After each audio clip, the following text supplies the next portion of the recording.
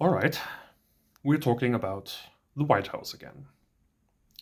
My name is Jan, I'm from Germany, and in this video I will show you a magic trick. For real. And with that trick I will answer 3 questions that I've seen Americans pose often lately. 1, why is no one stopping Trump? 2, why is he doing to the White House what he's doing to the White House? And 3, why are toxic, abusive relationships so hard to get out of? Now, as I said previously, if you feel that the deconstruction of the East Wing is to be mourned, do that.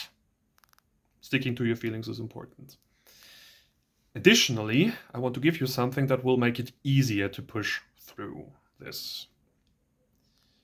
Now, the White House was a big symbol for a big country that had big ideas.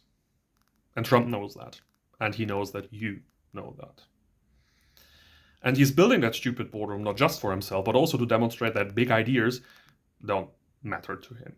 Only what he wants supposedly matters now. And that is why it hurts so much. Your desperation is supposed to be as big as the White House was a symbol. Well, that's obvious, right? Well, if it is obvious, tell me, right now, what is even bigger than that?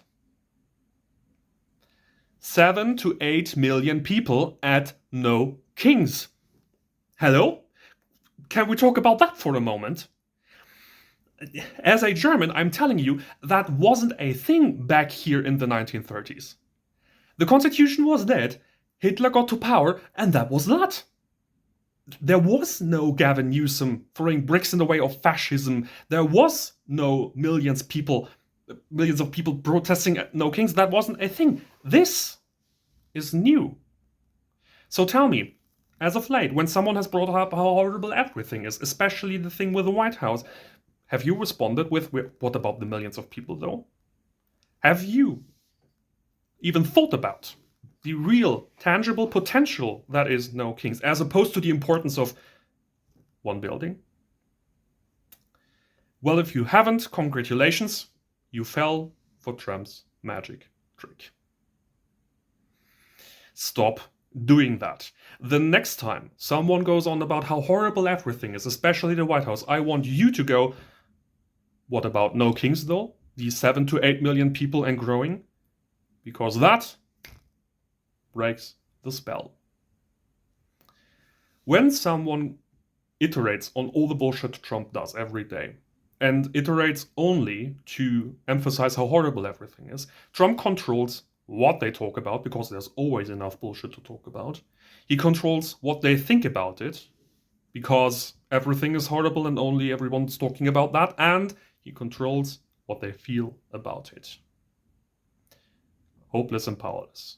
Precisely because he knows there will be a negative reaction, a visceral opposition to this. That is the point.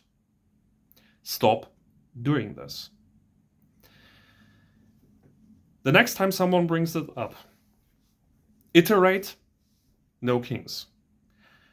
Once you realize this is supposed to make you feel powerless, you have the option to stop doing it. You have the option to make yourself the active party. And then it is not about you being the victim of an abusive relationship with your own government anymore. Then it is about what you want to do about it.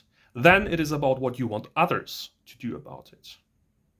And that gives you the power and the knowledge that it doesn't matter what Trump throws at you. The reaction will always be the same: unrelenting resistance. The choice is yours.